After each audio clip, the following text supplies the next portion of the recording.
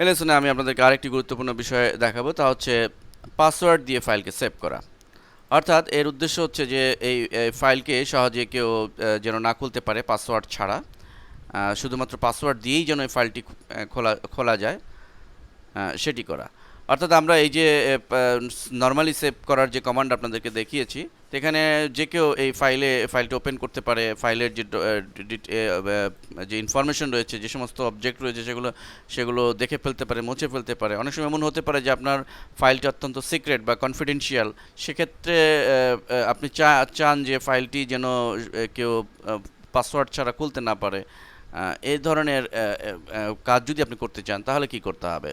তাহলে আমাদের যা করতে হবে, আমরা একইভাবে অফিস বাটনে ক্লিক করব এবং এক্ষেত্রে আমরা সেভ অ্যাজ যেটি রয়েছে সেখানে ক্লিক করব। ফলে আমাদের সামনে সেভ অ্যাজ এর ডায়ালগ বক্স আসবে। তো এই অবস্থায় আমরা সোজা লেফটে টুলস নামে যে বাটনটি রয়েছে সেখানে ক্লিক করব এবং এখান থেকে জেনারেল অপশনস এখানে ক্লিক করব। তো জেনারেল অপশনসে ক্লিক করলে আমরা দেখব যে পাসওয়ার্ড টু ওপেন যে ডায়ালগ বক্সে, সেখানে আমরা নির্দিষ্ট পাসওয়ার্ডটি দিয়ে দিব।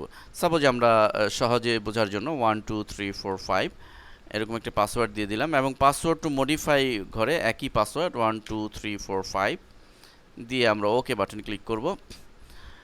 আবারও আমাদের একই পাসওয়ার্ড দিতে হবে 1 2 3 4 5, আবারও দিতে হবে 1 2 3 4 5, দেন ওকে। তো আমাদের পাসওয়ার্ড দেওয়া হয়ে গেছে। এবার আমরা যে কোনো একটি নাম দিতে পারি। আমরা আলহেরা পাসওয়ার্ড দিচ্ছি, দিয়ে সেভ বাটনে ক্লিক এবং আমরা যথারীতি ফাইলটি ক্লোজ করছি। এখন দেখুন, যদি ফাইলটি আমি ওপেন করতে যাই, আমি ওপেন দিচ্ছি, আলহেরা পাসওয়ার্ড সিলেক্ট করে ওপেন। লক্ষ্য করুন ফাইলটি কিন্তু ওপেন হচ্ছে না। আমি যদি নির্দিষ্ট সেই পাসওয়ার্ড না দিই তাহলে এটি ওপেন হবে না। তো আমি সেই পাসওয়ার্ডটি এখন ইনপুট করছি 1 2 3 4 5 দিয়ে ওকে বাটনে ক্লিক করছি।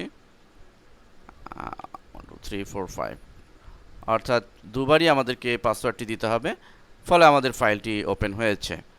এভাবে আপনার ফাইলকে পাসওয়ার্ড দিয়ে সেভ করে আপনার ফাইলের ডাটাগুলোকে সুরক্ষিত রাখতে পারেন। ধন্যবাদ সবাইকে।